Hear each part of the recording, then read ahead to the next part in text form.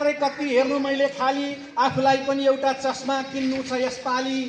यस्तो तिलस्मी चस्मा कि लगाएर हेर्दा चोकमा थुप्रिएको आँचीलाई गोबर देखियोस्, गोबरलाई गुटपाक देखियोस्।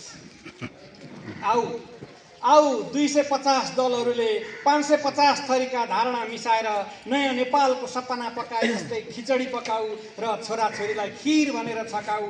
मुख फेरि फेरि खाऊ प्रिय, एक बारको जुनीमा तमासा हेरी हेरी जाऊ। अहिले आलु र मुला पकाऊ, भरे मुला र आलु पकाऊ। उस बेलाको कुरै अर्को थियो, उस बेलाको कुरै अर्को थियो। प्रेममा नुन पुरै चर्को थियो।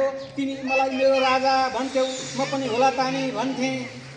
लहै लहैमा मैले पनि कहिले हृदयकी रानी भने होला, कहिले आकाशको जुन, कहिले पाउजको कुरा गरे होला, कहिले कानको सुन।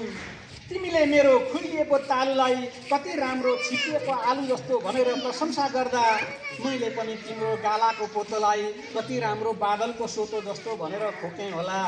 प्रिय प्रिय वैंशको उन्माद र नेताको आश्वासन, उहाँको होइन है।